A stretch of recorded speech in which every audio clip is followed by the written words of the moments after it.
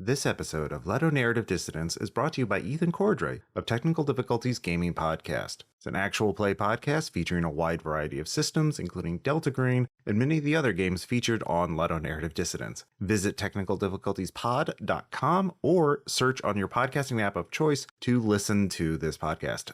Enjoy this episode. This is Ludonarrative Dissidents, a podcast about tabletop role-playing games, how they're made and how they're played. Over the next hour, 3 experienced game designers, Ross Payton, Greg Stolze, and me, James Wallace, will field strip a game or supplement, discussing how it works, how players use it, and what we can learn from it. Read show notes for each episode on our website, www.ludonarrativedissidents.com, where you can also join our Discord server, and find links to our library of previous episodes. But for the moment, enjoy this episode of Ludonarrative Dissidents.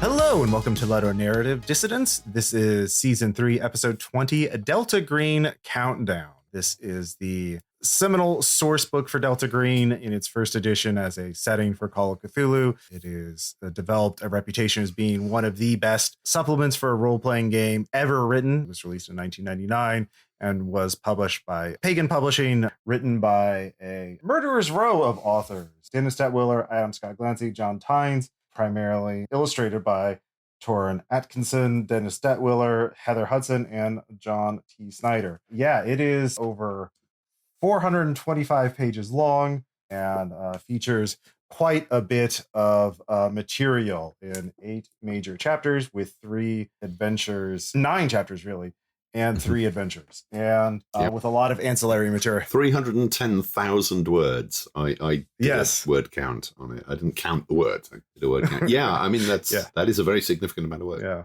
How many of them were will? That's your department, Greg. I don't touch that. I don't have. You do have a division of labor. Yeah. I don't have the PDF. I have the original print volume. So Whoa. a question. I was thinking about this when I saw the latest podcast episode that had popped up with the book's cover on it. And I'm like, if you showed the countdown cover in Germany, would that be a violation of their... Because you can't show a swastika, right? I can jump on this because I'm pretty sure it was, and they had distribution problems. I remember stories at the time, because it's got a swastika on it, and Nazi iconography, which is a reversed swastika. I think it still counts. Yeah, I think The actually, there's a Wikipedia entry for this book, and it does mention Delta Green. Countdown had difficulty selling in Germany due to its country's censorship laws and the Nazi imagery present on the front cover, which is referred from the Designers and Dragons, the 90s book. So the show lines, which is kind of weird. I mean, it's a very striking cover. But at the same time, the Nazis and spoil as usual, we're going to spoil everything. The Nazis and ghouls content within the book is actually it's a low note. It's a it's a substrata rather than one of the high points. And I was expecting this is a big Delta Green in World War II supplement, and that it really is not that. It's not. Mm-hmm. They never did the big Delta Green in World War II supplement. It was going to be called Our Darkest Hour, and someone else came along and did a book with that title. Oh, wow. It's Glancy's White Whale, right, Ross? He hasn't talked much about Delta Green as World War II. They have done a novel called Delta Green Denied to the Enemy, which is set in World War II. And they referred to World War II, obviously, multiple times in the story and in the back, the lore of Delta Green. Either at Pagan Publishing or now at Arc Dream has always been bottlenecked by having a very small group of people working on it who have very high standards. A lot of other books to get out first in terms of the pipeline. Yeah. Yeah. Plus, the World War II Cthulhu stuff's been fairly well trodden now. There was Achtung Cthulhu. There was World War. I can't remember the Weird War II. Weird War II. That's the one. Thank you. Also, a lot of Call of Cthulhu scenarios and material from. And there's the little voice in my head that says, "But they don't count because they're not Glancy's." Because I mean, I've played in his Gen Con World War II marathon games, and it's different in the hands of someone that steeped in the history who cares a lot and will, go on special trips to visit text archives that aren't online. That's sort of the arc dream thing. That degree of realism as opposed to verisimilitude, right? Verisimilitude is not gonna cut it. Yeah. So they're like, no, it's got to be accurate. To briefly give a very, very brief overview of what Delta Green Countdown talks about. Yes. Yeah. And then I'll jump in and say why it's not accurate. Okay, fair enough. But the 9 chapters are, the first chapter is, so this is a source book that contains a lot of different elements to use in a Delta Green campaign. There are 3 adventures at the back of the book, but the majority of the material is simply setting material for GMs to mine to create their own adventures, their own campaigns. The first chapter is Pisces, which is the UK covert cult espionage agency. Chapter 2 is GRU SV8, which is the Russian covert unnatural espionage agency, basically the British and Russian counterparts to Delta Green and how they work and their history. Then chapter 3 is the Scopsy, which is a cult to the Black Goat of the Woods. Then chapter 4 is the Outlook Group, which is part of Majestic 12 and is essentially a research facility that focuses on developing drugs derived from alien science and using them for nefarious purposes. Chapter 5 is Phenom X, which, again, this book was published in 1999 and was essentially the cable TV, low night, UFO hunting, Bigfoot hunting, TV show. Can I interject that Phenom X is like, oh, if you thought your normal Delta Green agents were just too effective and had too many protections and were too capable, well, then you can play a Phenom X game. It would be like playing a Xbox game and being like, but I'm only going to hold the controller one-handed and use the controls on that side. Yeah, it's a civilian framework for adventures inside the Delta Green setting, as opposed to being law enforcement agents. Why are your people out in the woods investigating the weird thing that goes bump in the night? It's like you don't even have your badge and gun to hide behind, just a camera. Yes. Then chapter 6 is Tiger Transit, which is a drug smuggling conspiracy born out of a combination of the Chocho and a covert CIA Vietnam era thing, Air America, and that. Yeah, it's a complicated drug conspiracy. Then chapter 7 is the D-Stacks, which is part of Delta Green's occult artifact collection hidden within the Library of Congress. And chapter 8 is Keepers of the Faith, which are the community of ghouls, which are cannibalistic underground humanoids that live under in the sewers of New York City. And then chapter 9 is the Haster mythos, which is sort of the progenitor of the surreal horror mythos of Carcosa, the King in Yellow, that was then refined in Impossible Landscapes. Then we have appendices. Appendix A is Psychic Powers for Call of Cthulhu rules. Appendix B are the files of Professor Emerson, which are sort of like handouts to develop adventures around things like ghoul biology and whatnot, or deep one biology. Then new skills, then 3 adventures, Victim of the Art, Night Floors, and Dead Letter, and then templates for new characters of different law enforcement and government agencies from around the world, not just American.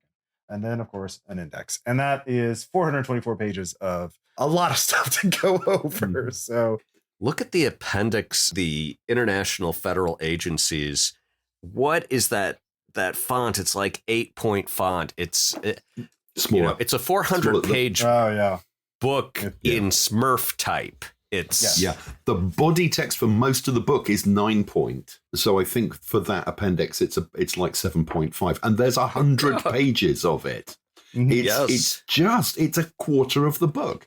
Just this rigorous breakdown of intelligence agencies and government agencies and in some cases military agencies as well. It's exhaustive. It's extraordinary. Very dry as well. Want to play a guy from the South African Secret Service? It's in there. Yeah. Great reference material, but obviously I have not read this book cover to cover because I did not read that. Yeah, well, or period accurate if you're doing it at this point. Historical game set in the 90s. So yeah. Yes, that's something to come back to, the fact that it was written in the 90s and well, I have thoughts on that. I'm going to jump in first of all on accuracy, because this is, the descriptions of the different groups and stuff goes into enormous depth about them. And the way it's written, it's very much, these are blocks of text. They are not broken out with game stats or bullet-pointed lists. This is not information. It is, for the most part, written to be enjoyed, I would say. It comes across like, almost a work of fiction. And yes, you can involve some of it, and there are adventure hooks in most of it. But the history of first chapter, the alien invaders, the history goes back literally hundreds of years. And I'm reading this stuff going, oh my God, what an extraordinary amount of research there is in here. And because I used to be a journalist, and there's a thing, as you're reading a newspaper, you're going, oh, this is good. This person knows their stuff. And then you hit a topic that you know about, and they get it so wrong. Almost always. Wah, wah. And then you go back to going, well, yes, well, clearly they got that bit, but the rest of the newspaper surely is well informed. I hit a particular moment, I'll come to it in a second, and it's like, how much research did they actually do? Because this is so wrong. And the specific bit I'm talking about is on page 8.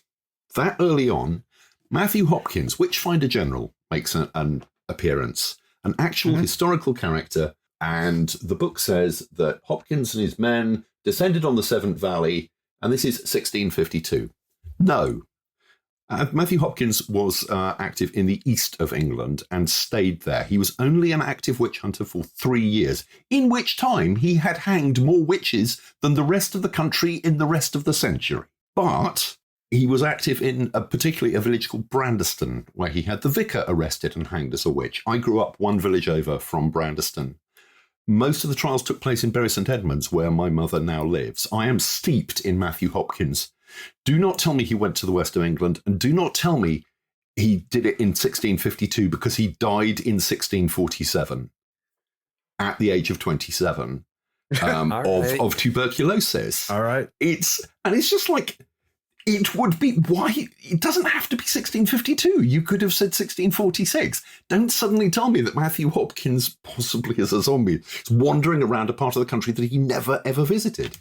It's so wrong if you know what's right. And it's page 8. And I went through the rest of the book going, is this actually researched? Or are they just really good at making it sound as if they've done the research? Part of it, when we're talking about the depth of coverage in the book, part of it is this was pre-Google. This was pre-Wikipedia, right? Yeah. People didn't just have a know everything box in their pockets where they could be like, oh, wait, I need to, like I did this morning, I need to look up a 4-shot revolver from the first decade of the 20th century. And you can just find it. And back then, that was deeply esoteric knowledge. And so they're trying to give... Glancy would have known. Glancy would have known because it's his job to dig that stuff out and present it for game nerds who aren't dug into, the history like a tick on a dog. I'm sure Scott will be very flattered by that comparison. Well, one thing to keep in mind, so the Delta Green sort of method of like their approach to this was taking, Lovecraftian fiction as source material and saying, what if this actually happened? How would this interact with real world history? And that was sort of, in this case, this is not derived from Lovecraft. This is derived from Ramsey Campbell. The insects from Shagai is goatswood material, is goatswood, which I haven't read. And that's where the Shan come from. That's where the Severn Valley comes from. So I wonder if any of these sort of like, is Glancy getting his history wrong, or is he taking the text from Campbell as canon and like using that as the basis? So like, and did Campbell get it wrong? That's possible. Or did Campbell change it deliberately? Yeah. I've not read Campbell, so I'd be interested. I mean, I'm sure after this episode, we'll find out from Glancy. I'm sure he'll be able to find out and let us know himself. All right, listen to this, you guys. Let me clear this up for you. Yeah. If you can remember how he was doing his research 25 years ago. Yeah, I was unaware of the link to Ramsey Campbell there. I don't think it's mentioned in the text. Or even in the small print, in the bump. What's the word I'm looking for? The rubric at the start. I think part of that possibly is because one thing we haven't mentioned is that this was not published as a Delta Green book. It was published as a supplement to Call of Cthulhu under license from Chaosium. And there are moments where it does read as a supplement to Call of Cthulhu, dependent on the prior Call of Cthulhu material, which it assumes that you are familiar with. And I assume that by this point in 1999, the Ramsey Campbell stuff had been kind of absorbed into that part of the Cthulhu thing. And Campbell, is he still alive? I believe so. I hope so. Presumably under license, in the same way that the Yellow King stuff has been absorbed, though clearly was not originally. I have a question about that later on, which I think Greg might well know. At what point did the Yellow King essentially become part of the Cthulhu mythos? Was that the effect of Call of Cthulhu, or was that something that had kind of happened prior? Oh, that's a good question. Lovecraft was certainly aware of it, and deeply loved the Robert Lovecraft Chambers was a huge fan of Chambers. So I think he integrated and made references to it. I think they were cute little, he probably made cute little references in passing. Like in this, something I noticed on page 84, Lila Padel is, a minor character mentioned in passing. That's Lisa. That's Lisa. I see you. Hi, Lisa. Hi, Lisa. Lisa Padel is a tremendous mythos gaming supporter, editor, producer, and good person. Aw. Yeah, and there's a bunch of little stuff dropped into the text through that. There's a mention there's an auction house called McGunn and Norton. And people may remember I have ranted previously about a printer who were also the printer for about half the role-playing industry, McNaughton and Gunn. It's clearly a reference. It's a tip of the hat. And we used to, certainly, you're struggling, but it's 2:00 in the morning, you need a name for something. It's a lot easier to kind of pull out a friend or a contact and just switch the name around a bit and stick it in there. If you guys were reading something I had written and came across a bumbling cultist who shoots himself in the foot and his name's Ross Wallace, you're going to be like, oh. Yeah. Oh, thanks. And it's fun. Everybody loves it. I think I've mentioned in the Shadowrun universe, I apparently run a disreputable flop house in the East End of London. Thanks to my former Sonic co-writers, Mark Gascoigne and Carl Sargent.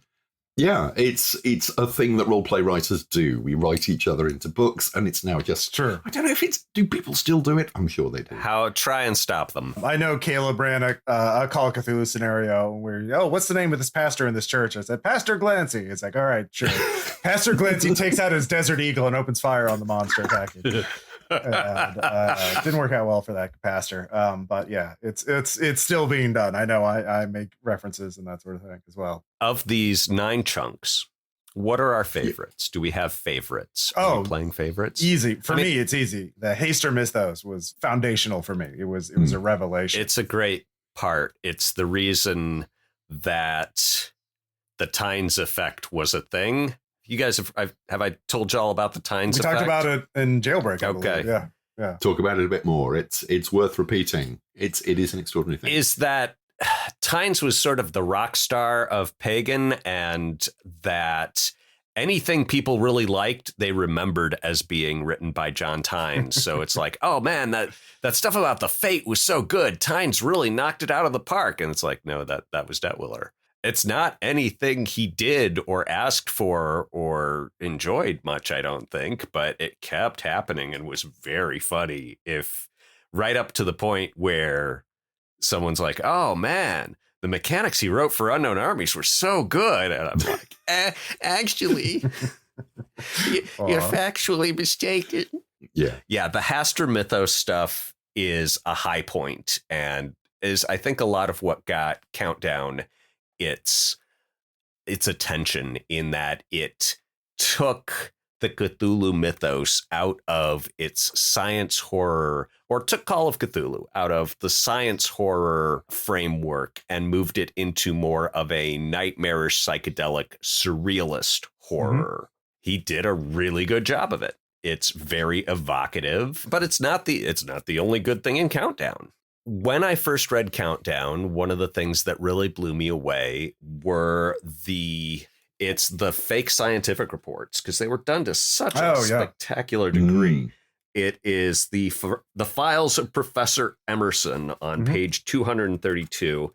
And I'm going to look it up to specifically shout out the author, Graham Price, who, if I remember correctly, Graham Price is an actual biologist and was on the Delta Green mailing list with this stuff and just, sort of jumped on with this profound body of knowledge and the ability to extrapolate from that in ways that we English major plebes just didn't have the background for. And that, he worked these up as sort of a gesture of fandom.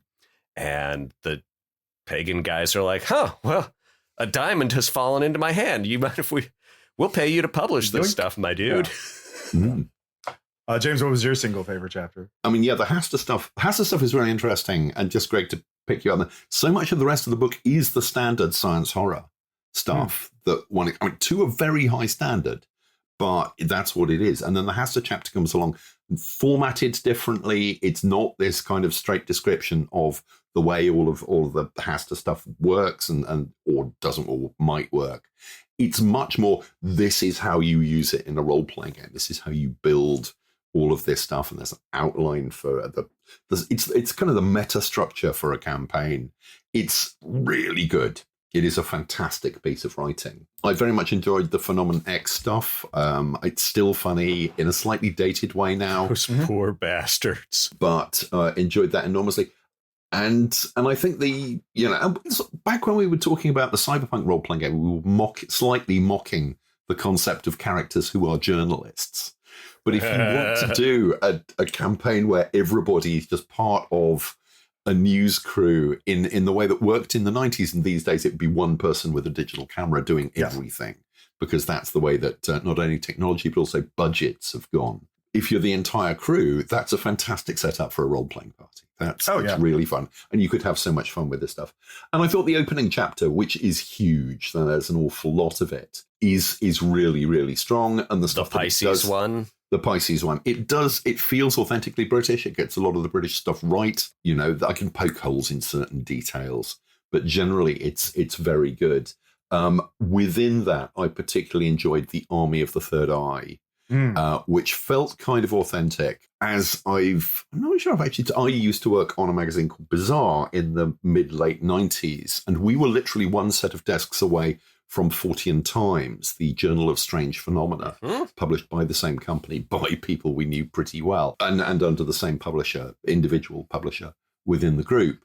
We got to see their weird fan mail and stuff, and they got to see some of ours, and there was a crossover. There was a notable moment where the deputy editor of the magazine got a phone call from the police saying that they had arrested someone for the violent murder and dismemberment of his girlfriend, and his bedroom had just been entirely plastered with pages from our magazine, and they'd recovered most of the bits of the girlfriend, but not her head.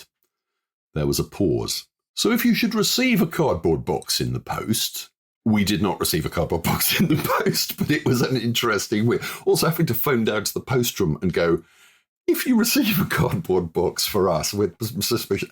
Anyway, that's kind of how it was. So I feel I've almost been there. And certainly I've been in contact with the kind of people who the Phenomenex journalists would have been coming into contact with. Mm-hmm. And so it's a familiar world for me and an enormously entertaining one. And I think the book does it justice. So I had an absolute blast reading that, and would cheerfully, not that I'm a horror gamer, but I think I could have a lot of fun running a campaign within that particular bit of the setting. Honestly, I've wanted to do a Phenomex campaign in a Delta Green thing for a long time. And I know Dennis is working on a new campaign setting or a campaign for Delta Green that's set in the same town where a bunch of weird things happening. So it's like more like a Twin Peaks kind of setup. That I feel like when that draft of that comes out, I kind of want to read it and see if I can hope make it's it into Yoigor.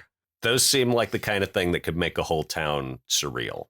Yeah, I think it's a new thing for Dennis. Oh, okay. Yeah. All right. Countdown developed this reputation because of the Haster chapter, which we'll talk about in a little bit, I think, because it's so unique and creates a new style of horror for horror role-playing games. But also like it's because of this high standards of talking about doing this research and like really about marrying the mundane and the fantastic, talking about like how the history and how politics interact with the occult, with the unnatural, how the history of Russia's, you know, the revolution and the Soviet Union and the fall of it would affect this, you know, what kind of supernatural horrors were the Russian counterparts to Delta Green facing, or the British ones, and like how would they be affected? What would their purview be? And that's was not really done, especially I think in the 90s. The Call of Cthulhu material, the Chaosium material I read was very focused on campaigns and standalone adventures, and they were all still kind of like pulpy in a way that didn't feel grounded.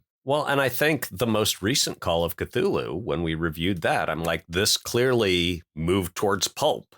I don't know if that is a reaction to them saying, well, we got to differentiate ourselves from Delta Green. They've got ultra grit, fine rasp, despair horror nailed down. And, you know, one of my notes, the stuff I liked, I have little picks on Keepers of the Faith, but Keepers of the Faith seemed like a good idea. And, you know, I'm like, they can't eat one brain every 5 years to stay current, but the elders in Vampire the Masquerade have a better excuse, frankly. You know, it's just this interesting idea that, oh, yeah, the unnatural has its weird outliers, too, and they live under New York. It was on this reading that I connected this to the horror at Red Hook, which I don't think I'd read it the first time I read Keepers of the Faith. So I'm seeing that it ties a little more into Lovecraft. And I'm like, okay, so that may explain some of the problems with it. Yeah, it's interesting. If I can just jump in, there are moments where it ties not only to Lovecraft and, as you say, Ramsey Campbell and others that are not made obvious in the text. But occasionally there are moments where within the text, there's a moment in the Lost Library where it talks about a particular thing and then goes, this was described in the early 1980s Call of Cthulhu adventure Secrets of the Kremlin, published by Theatre of the Mind Enterprises. It's like it's suddenly going, all Call of Cthulhu adventures and supplements exist in the same continuity. It's not like one publisher has theirs and another. It's all in the same continuity. And it was an extraordinary moment. Yeah. It was like, oh my God. Well, that's what it was like with Call of Cthulhu, because it was all licensed from Chaosium. So why wouldn't you assume that everything is part of the buffet? But going back to a supplement, a 20-year-old supplement, Theatre of the Mind Enterprises stuff was collectible by the late 80s, let alone by the late 90s. This is pre-PDF. There's no way most people are going to find a copy of this stuff. And they do it a couple of other times. They call out to early Chaosium supplements too. The one that caught my eye was in the D-Stacks describing like a piece of the rocket from Masks of Nyarlathotep recovered. It's like a bit of weird metal that they found, and like, oh, it's actually from this rocket from the end of the Hong Kong chapter of Masks of Nyarlathotep, and it's just a nice little Easter egg. Yeah, it's great. It's the sense that, you know, all the different lines from all the different publishers are. You know, I've no idea if there was someone at Chaosium who was overseeing all this stuff and making sure there was continuity. Almost certainly not. Chaosium changed hands multiple times, and certainly changed editors multiple times. But the sense that it exists like that is fascinating. I think the idea, especially for the Call of Cthulhu player community in the 90s, was, you know, just grab whatever you want and make a grab bag out of it. And like, I mean, to this day, people will recommend Call of Cthulhu adventures for Delta Green and vice versa, especially in the right settings. And these are more of like winks and Easter eggs rather than like hard code. These are not like load bearing continuity things. In fact, I think a lot of the what they're doing now for the current Delta Green, which is a standalone game that is not licensed by Chaosium, is taking the older material from this era of publication and rewriting and revising it so they don't have to get a license from Chaosium. So they're extracting, removing all of these things. They've renamed a lot of the monsters and changed their behaviors a little bit in order to do this. So good news, agents. You will no longer have to combat Dark Young. Yes. They have a new name for them. I forgot what it is. I think it's a Latin term. Or Greek or something. Yeah. It's a cool name, but yeah, it's still a big tree-like monster that eats you. And so, but it is fascinating to see this, and back as it was back in the day. Sure, why not? We give everybody a little thing. And I mean, this game was clearly written for. I mean, this book was written for the hardcore aficionado. Yeah, the really dedicated Cthulhu player.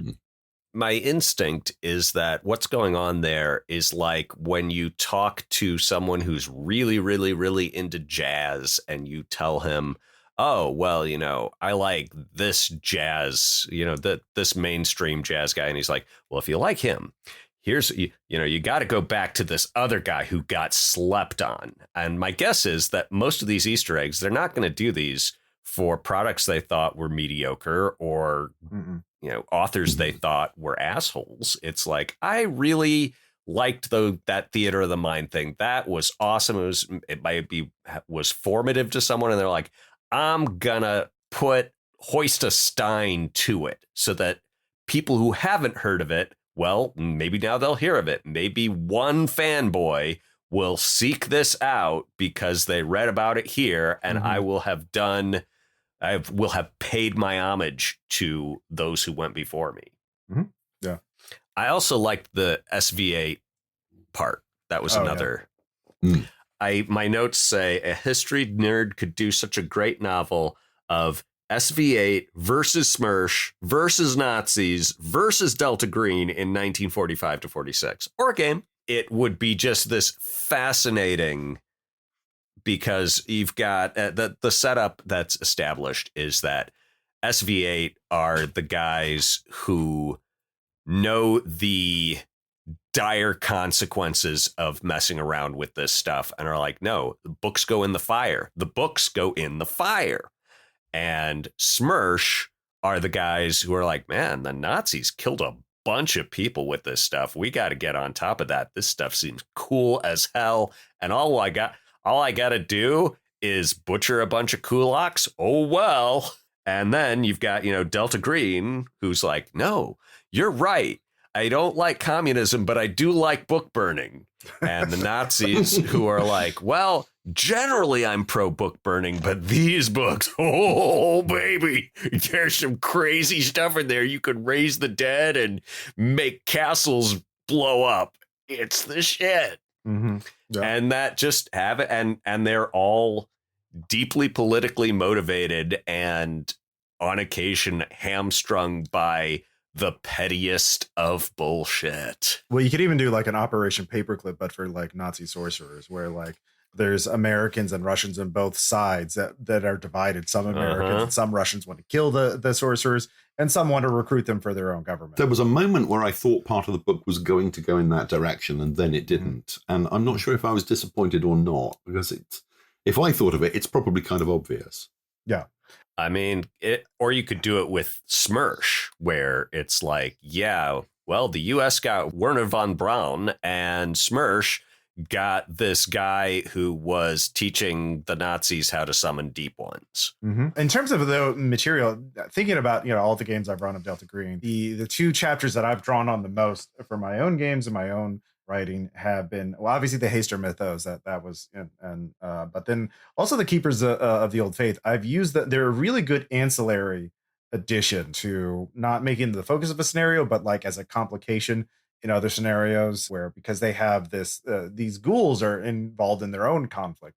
And so when you have two groups of NPCs who hate each other, that's always a great place to put the player characters as sort of a Yojimbo situation, to profit or manipulate one side against the other. So in fact, the only chapter I haven't really used at all or really encountered is really the Outlook group, which is interesting in theory and an interesting read, but it's such a it's sort of just in some ways the Outlook group, which describes this medical scientific horror of like being drugged and losing control or being manipulated, is, very much like The Prisoner and a lot of like Cold War paranoia sort of fiction. Is an interesting strain of horror, but doesn't if you're doing that, that's kind of like not what the draw of Delta Green is, right? Trying to create a different entire game or setting within Delta Green that's separate from everything else. So it's interesting. you'd kind of have to make it all about it. And if you add in something, some tentacled monster into there, you would need to add more hooks. Yeah. I don't know that it needs a monster. I think. Well, that's what I'm saying. You can't have a monster if you're having that in there. Like, yes. Yeah. If you wanted to do, during the conflict / merger, when the program starts, if you wanted to do a thing where it's like, okay, you guys are going to take down Outlook Group and they're not going to go down easy, but boy, is it going to be worth it. And the way you would set that up is that, that guy you thought died in Groversville? No, Majestic got him. Mm-hmm. He's now imprisoned at Outlook Group, and it is impenetrable at this time. But once everything goes south, it's like, oh, those guys that you've been impotently hating for years? Have a rocket launcher. Go at them. Yeah, now's your chance. Show some good hustle out there, sport. So there are 3 adventures as well, which we haven't really talked about. Well, but we also have the Haster Mythos. We probably talk about that before. The Haster Mythos thing. Okay, so how many tabletop RPG takes on the King in Yellow are there now? Because there's Delta Green has, from this through to Impossible Landscapes. Call of Cthulhu has a different take on it. There's Robin Law's 4-volume King in Yellow game, which I haven't read. Yeah, I have right on my bookshelf right there. Yeah. I feel like there's a 4th one I'm forgetting. Is the Robin Law's one the Trail of Cthulhu one? Yellow King. It's a separate Yellow King, but it is a gumshoe. Yeah. It is a gumshoe system. That's it. It's gumshoe. Instead of 3 historical. I think there's an independent one that kickstarted 2 or 3 years ago, and I can't remember the name or any details. It was kind of, this again. Every sort of Cthulhu Mythos RPG, or there's a take of the King in Yellow in pretty much every horror RPG or most horror RPGs. Cthulhu Tech has one. It shows up a lot. It's a very common thing, and especially since Impossible Landscapes, sort of like the Haster Mythos in Delta Green Countdown eventually became surreal horror in Impossible Landscapes, which has its own sort of primer of like how to run this campaign. So it's become like its own strain of horror. And like in 1999, there was nothing like it. You have investigative horror, which is the mainstay of horror. Is like there is a mystery. There's some horrible thing happening and you have to figure out what it is because it doesn't confine to any of the laws of nature and science that we know of. And so the whole thing of horror is like figuring out what the thing is that is bad. And then you have the social horror of like Vampire the Masquerade, The World of Darkness, where you're thrown into this world and you're trying to navigate its politics and machinations, whether you're a vampire or a werewolf or a mage. That's sort of the problem there. But in this one, the surreal horror, the Haster Mythos, it's what is actually real and what can I do about it? And those are significantly different. And you don't know that you're in a Haster Mythos thing. You think you're in a mystery, and it's not really a mystery. It's a survival challenge. Like, can you survive this without losing your mind or getting killed? I love it. I'd never seen anything like that when I first read this. And I was like, I want more of this. Something that's not just solving puzzles and killing monsters. This is great. Doesn't matter. What were your thoughts on the Haster Mythos, James? To be honest, as I say, I've not read any of the other supplements or role-playing games about it. I have read the Chambers stuff, but that was a while ago. I thought the chapter was really well done. There was an extent to which it felt kind of out of place. It didn't feel tonally like the rest of the book. And comparatively, it's not very early Pagan publishing, but it's quite early for them. And yeah, they're really good at what they do and they really understand it. But this is a 420-page book, and by the standards of the time, 300 pages was pretty big in 1999. This is huge, and putting together a massive, massive book that's tonally consistent and everything integrates with everything else is an enormous task, and I think they can be forgiven for having this thing in it. But it's so strong, it's so good that it would be very hard to leave out. And as you say, it's become essentially the centerpiece of the book. It's one of the things that people talk about when they talk about Countdown. I feel like Countdown is the kind of book that wouldn't get made today. Countdown, as it is composed and arranged, doesn't make artistic sense or financial sense. It would be each chapter would be its own book, and you would sell them separately so that people who are interested in the Haster Mythos stuff don't have to read the Pisces stuff and vice versa. But what was happening? Why is it done this suboptimal way? Commerce. I'm not privy to why everything got shoved into one set of covers and printed, but I know it was due to money problems or money concerns, and that doing material in smaller, more focused doses was something Dennis wanted to do and did do with Project Rainbow. And what was the other one he did? Migu, and I think the Fate were the chapbooks. Yeah. Yes, the chapbooks, which were smaller, cheaper, black and white.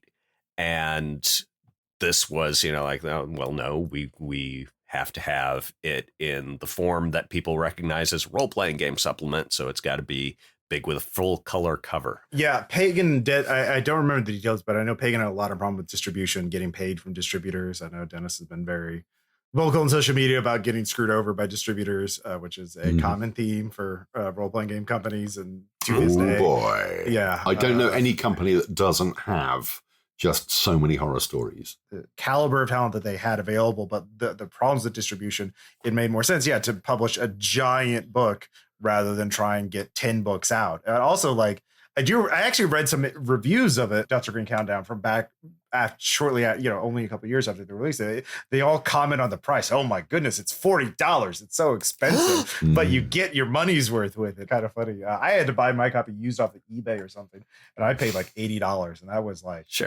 years ago. Yeah. And it was still worth it. Pagan Publishing really did just sort of hit the jackpot talent-wise. That, I mean, there were no low cards in that hand. You look at the art on page 88, and I'm like, this is still terrific. You read, did John Crow do anything for this? I know he did. He was in the first one with some of his adventures, and I'm like, those adventures still hold up. I mean, they read a little finicky and simulationist to 21st century eyes, where you're like, I don't know that you need to go quite this granular in your details, but his stuff, there's no Ringo in this situation. Yeah, Crow is listed as additional material for this one, but that's it. Yeah, I mean, like Dennis, of course, did a lot of the interior art for this, and later, and was also doing art for Magic the Gathering. I think he did each chapter kicker, and the cover is by Blair Reynolds, the late great artist Blair Reynolds, who, hero of quite eccentric. Yeah. The great eccentric Blair Reynolds. But man, the guy could draw. He could really draw. Oh boy. The anecdote I remember, I think it was Dennis talking about his drawing method, was that he would hook up, so he would hold his arm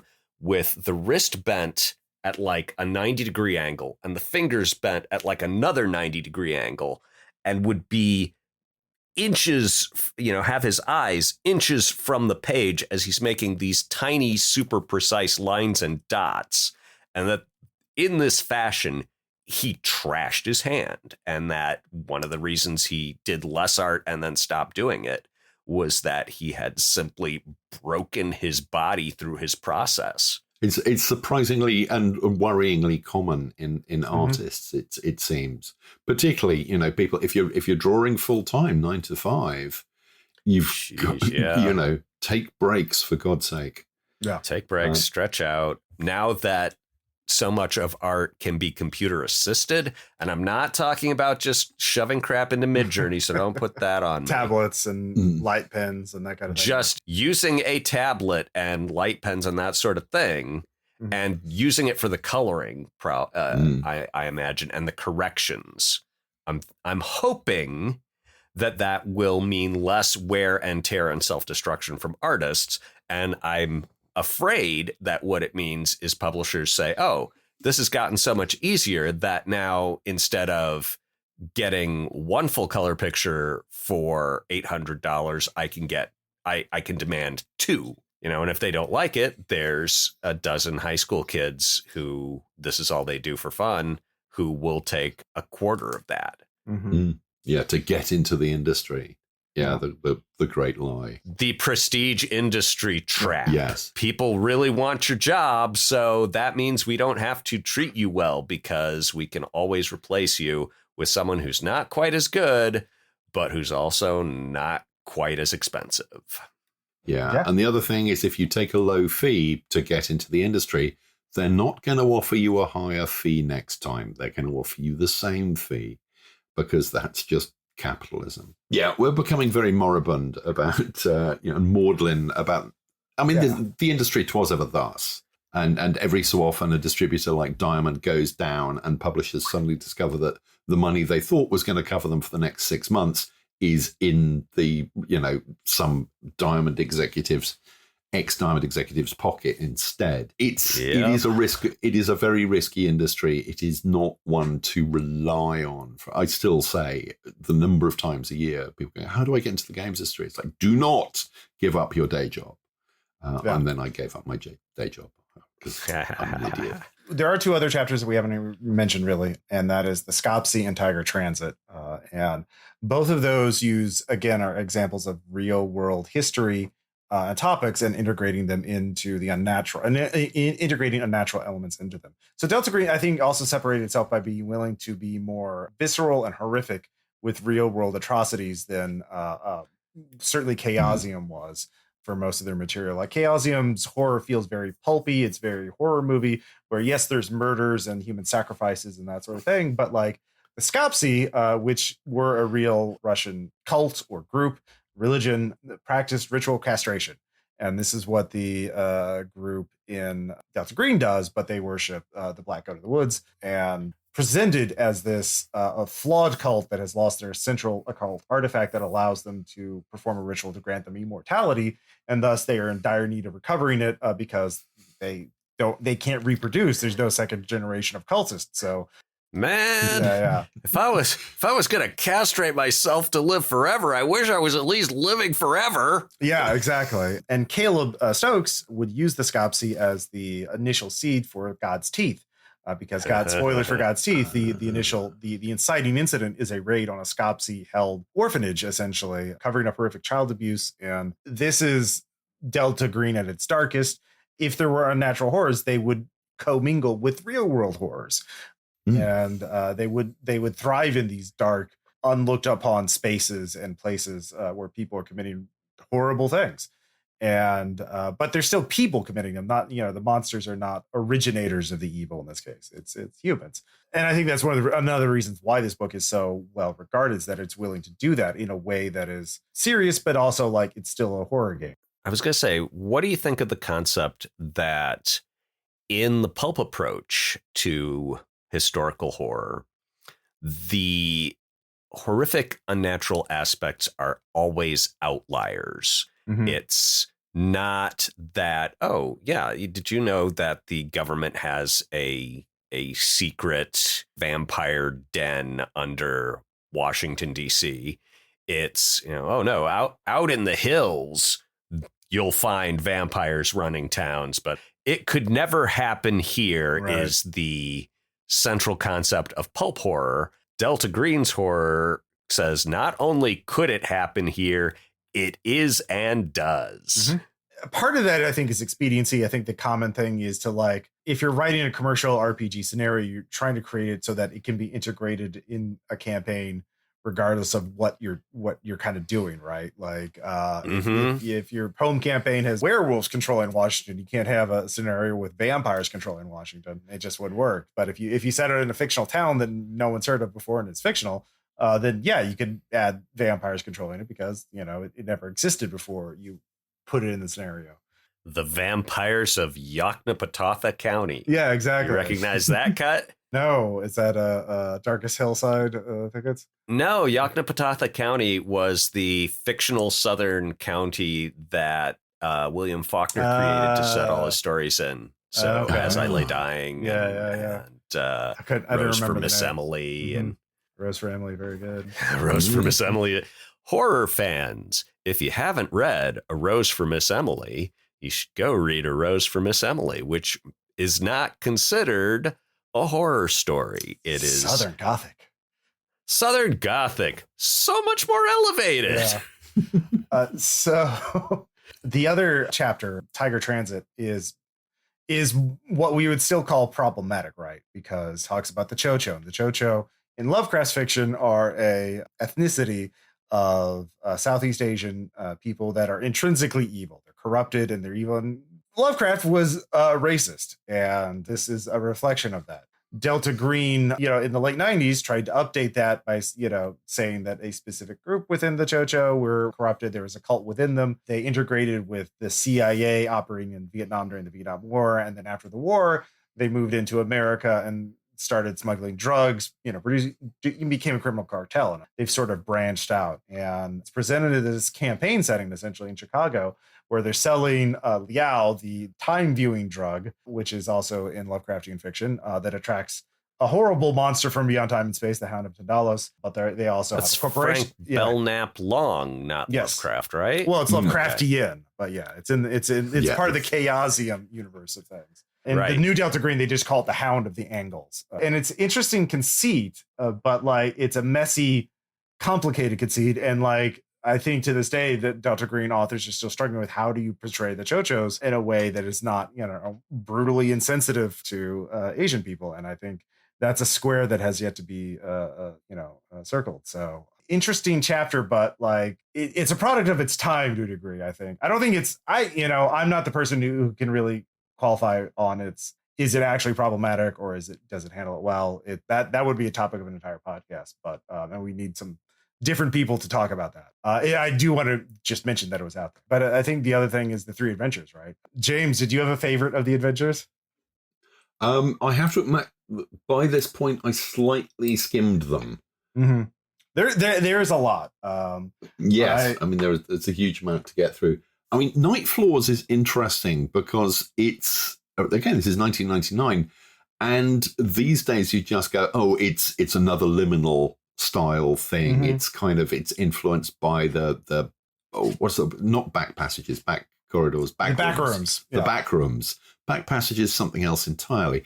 I apologize for my subconscious, but it's Yellow King, and it's an interesting Yellow King, and I think it actually gets quite close to Chambers because it brings in the artistic stuff as well. Mm-hmm. That is a lot of the part of the original stories, that kind of fin de siècle Paris that are part of the non or the less Yellow King stories.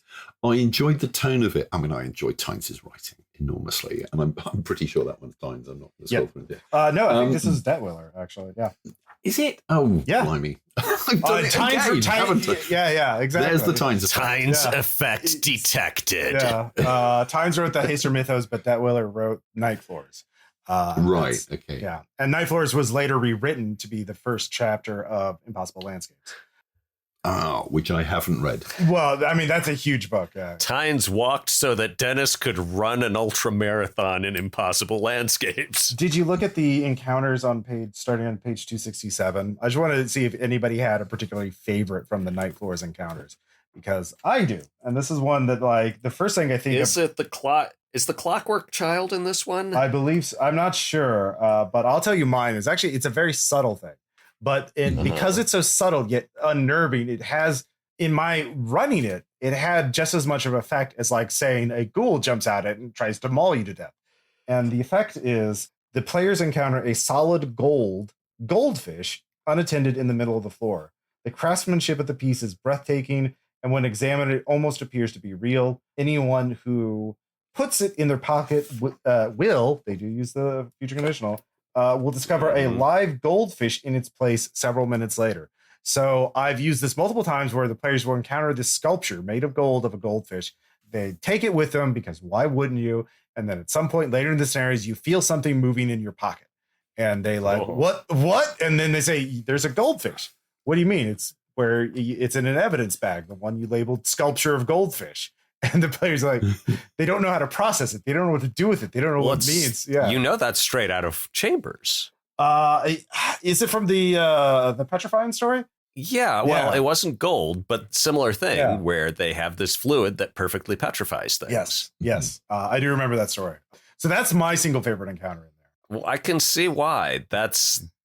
It can be very easy to do. Well, it's a good setup and payoff. And it's just easy and Well, and it's sort of the mid-range where for a lot of creative endeavors, it's easy to get started and it's easy to finish, or it'll be one or the other. It's I've got I know exactly where I want this to go, but I don't know how to get there. Mhm. Or it'll be, I have this great situation that I want to set up, but I don't know where it's going to end. But middles can be hard. Nobody says, oh, I have this great idea for a middle.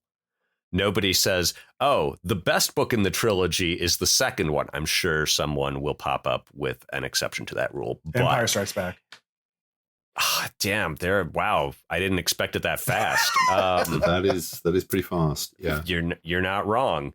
But where I was going with that is that the goldfish transformation is a nice middle bit. You can't start off with that because it would, it needs to be contextualized to be freighted with apprehension, and it can't be the big reveal because it's like, oh, and then what happened?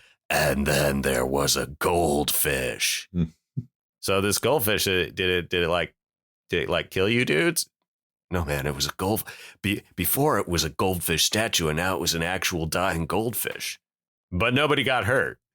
So yeah, it's a nice middle bit, and middle bits are to be treasured. That's a really good insight. Yeah. For me, a bunch of these encounters did feel slightly like less good middle bits from movies, stuff that's kind of in a horror movie just to be creepy, but doesn't really fit in with the rest of it. But the one, and you are right, Greg, the Clockwork Child is in here, which Pagan used to do on T-shirts, which were, I think it was Detwiller art on the T-shirt, and it was very creepy. But it's a very simple one. The investigators come upon a room full of unmarked books. Anyone opening a book will discover what appears to be a turn-of-the-century text depicting in great detail a dream the investigator once had. That would freak me the fuck out. That is genuinely scary to me. Just the idea that, dreams are so nebulous and so unreal and so half remembered.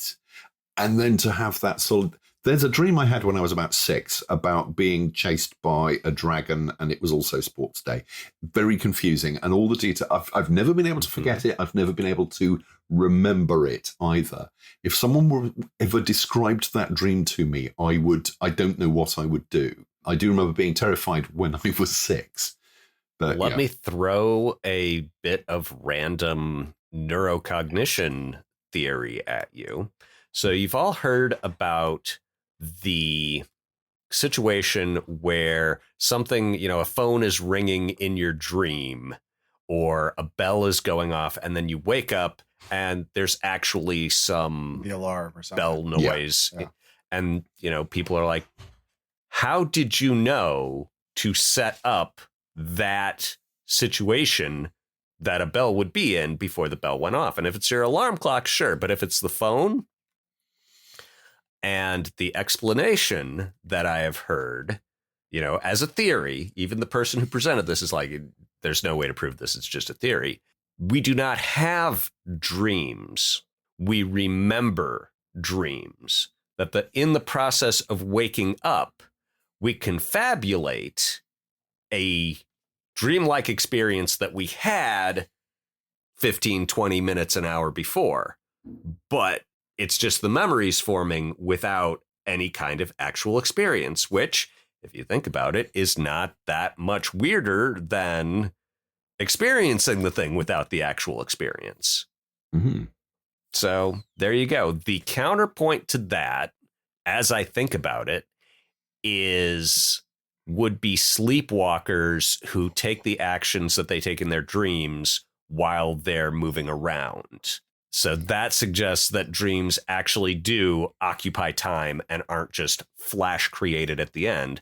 But since we are dealing with purely subjective imaginary states, nothing to say it can't be both. That sometimes we experience a dream that lasts 15 minutes, however long it seems to experientially occur. And sometimes our brains just going like a rock tumbler. And when we wake up, we cram that into something that vaguely makes sense, which we can immediately throw away like a sweated out T-shirt. This has been your digression. Yeah. No, that was a good one.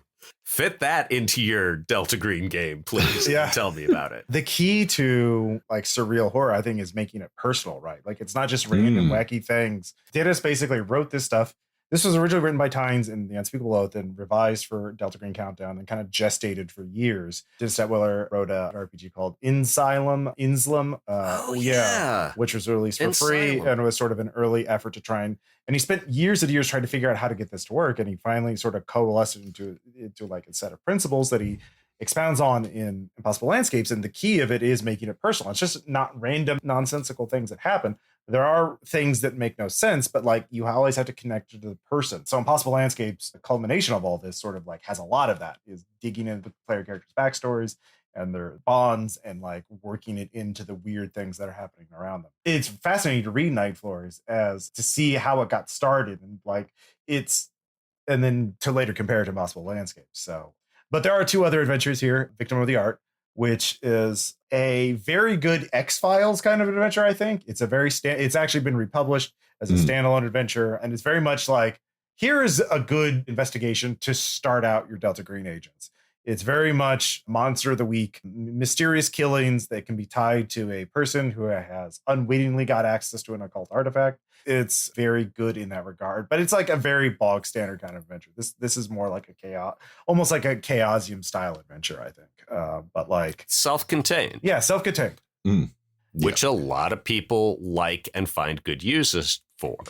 Yeah, and it also has it lets you run it in different styles. You can run it as a Majestic 12 adventure. You can run it as a Phenomenon X adventure.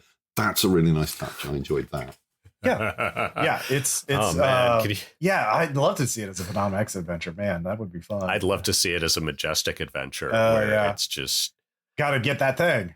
Yeah, we gotta capture that thing. How would you run a Majestic 12 thing? It would feel like Delta Green's program, except and if you screw this up, we will send you to Outlook Group and you will have your understanding of reality systematically played with by this genius sadistic psychopath. So no pressure, bud. But if you need to grease a few civilians to get to your task, well, at least at the end of the day, you'll still have a functioning grasp of causality.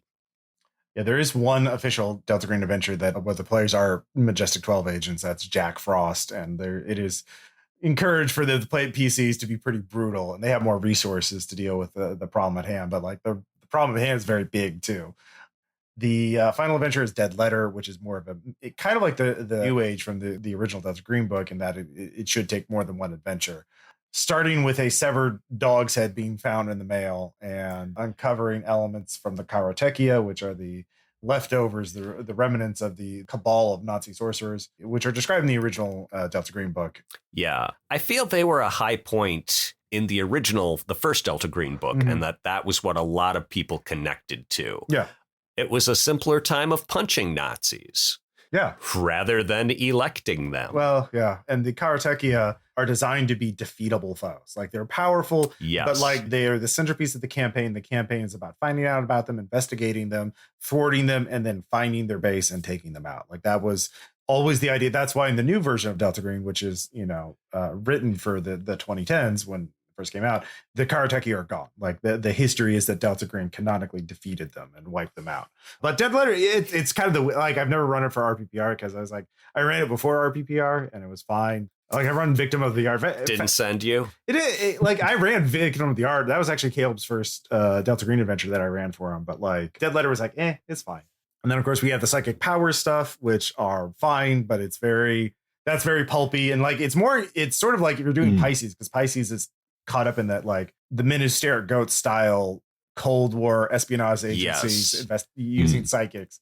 And it works. I mean, for Pisces, the ideas are that Delta Green and SV8 see just the absolute worst aspects of the paranormal and are, immediately frozen into positions of, oh, no, we can't let that happen.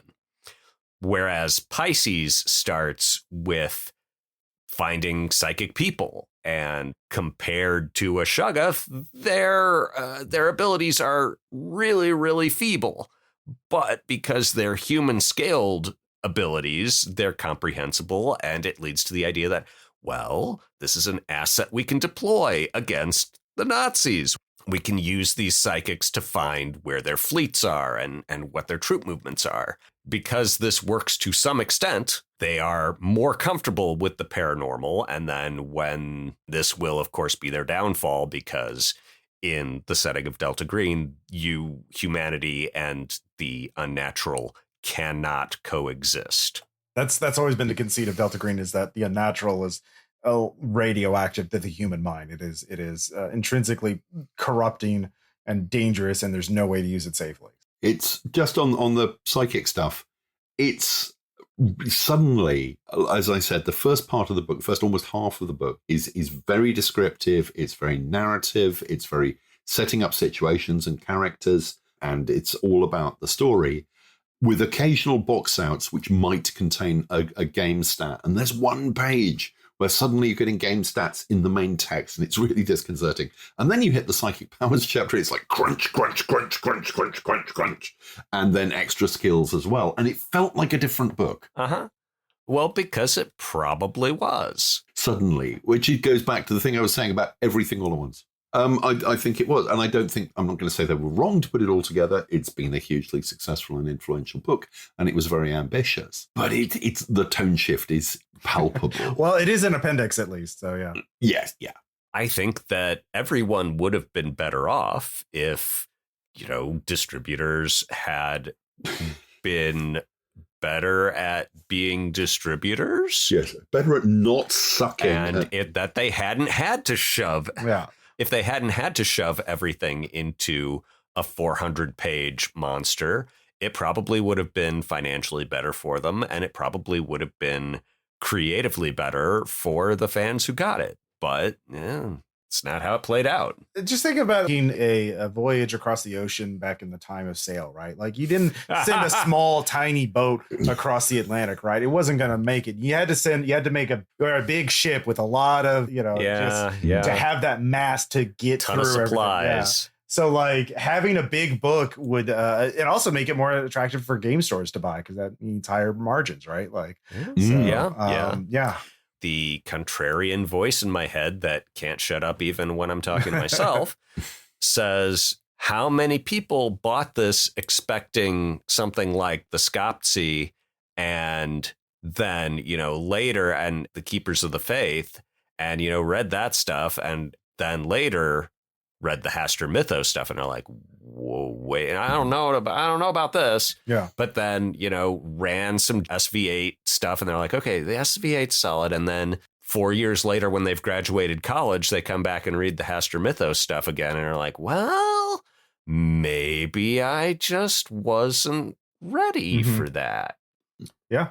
Could be. Impossible to tell. Yeah. Maybe it was all a happy accident. Yeah, I think so. A book with 100 pages of six. I've checked it. 6.5 point text, which is on intelligence agencies. There is a market for a supplement of just that stuff, but I mean, I'm sure they shifted way more copies by sticking it in the back of this. How many people read it? I don't know. But it's a reference work. It's something, I wonder what the South Africans do. Let's look it up. I'm writing a scenario for my group at home, and I want them to run into this Iranian guy who is part of their intelligence apparatus. Oh, here's the stuff, because Wikipedia hasn't been invented yet. And that's it. I think a chunk of it is Wikipedia hasn't been invented yet. I think, there's also the Delta Green fan base is actually pretty international. I think they've always had they've always had a good number of international fans who are fascinated with this material, but always are like, well, I want what's happening in my country. Like, North America's fine, the U.S. is fine, whatever. But like, I really want to know what's happening in New Zealand or what was the Canadian equivalent of Delta? M-Epic, yeah. And there have been some material for it. I forgot where. I think it is Eyes Only, which is was someone going to do a big M-Epic book? There's a chapter of it in one of their. They did another source book called Delta Green's Eyes Only, which I think has a chapter on M-Epic. For our listeners, though, both Greg and James looked at their bookshelves. No, I didn't. I'm tidying up game components because I have nothing to add to this sort of conversation. It did look synchronized for a moment. We're kind of in closing remarks now, I think. It does feel, to somebody who's read a lot of game stuff over the years, it feels very late 90s. I think this is a product that would only have come out in this form in the late 90s. And I'm not just talking about the Neville Brody typefaces, the Industria typeface that has become the signature typeface of the entire Delta Green line. The combination of stuff, its approach to narrative, its approach to combining game material. And at the same time, it was one of the forerunners of the enormous books that you get these days, even before Wikipedia, before PDFs in particular, when, you know, books existed as physical objects. They didn't exist as digital documents, as evidenced by the fact that in the PDF I'm looking at, it is very clear that the artwork has been scanned from the physical printed version because the halftones have moireed, which I will explain in the show notes if you don't know what that means. Halftones, when you take a grayscale and you reduce it to dots for printing, if you then scan that, sometimes it moires. It imposes a new pattern over the top of it because it's basically two patterns have interlaced in a way that's not intended. Exactly. Yes, you'll get kind of almost a checkerboard pattern. Yep. I hadn't heard that phrase, but I knew exactly what you were talking about because I've seen so many scanned PDFs. Absolutely. Yeah. And a fair amount of the grayscale art in this because we had to scan Warhammer Fantasy roleplay stuff at the same time because that was the only way to get that art. There were tricks, enormously time consuming, to reduce the moire, but you could never quite get rid of it.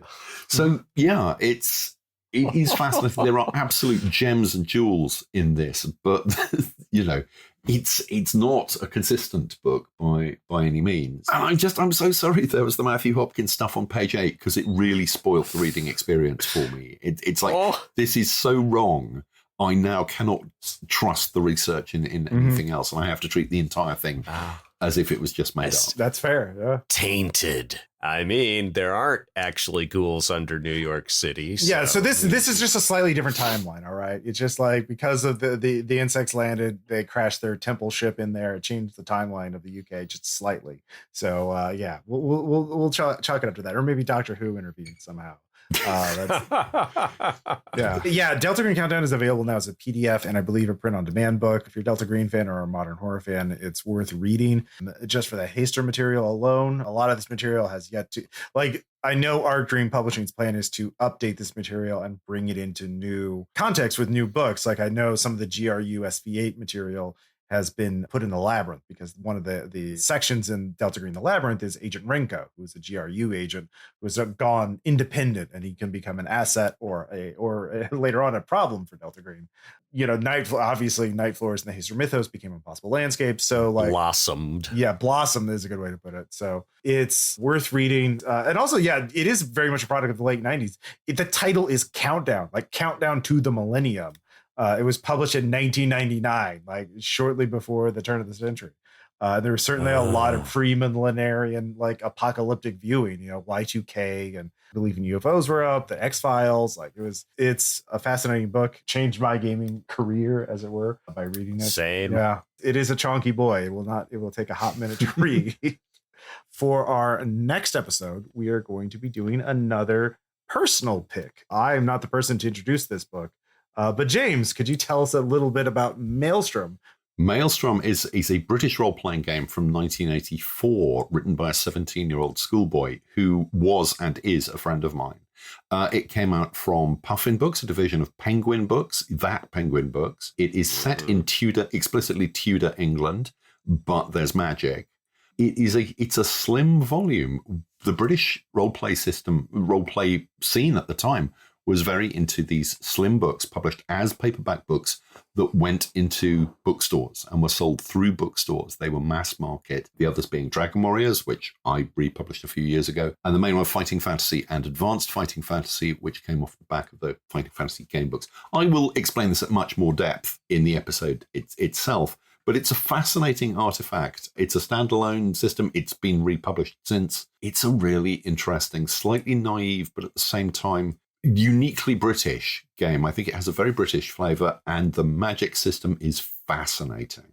Looking forward to it. Yeah, I'm also looking forward to it. A supporter, I forgot who was mailed a copy to me last year, so I'll finally get around to reading it. Same. Yeah. But yeah, thank you all so much for listening. And for those of you who supported our Kickstarter, thank you so much for that.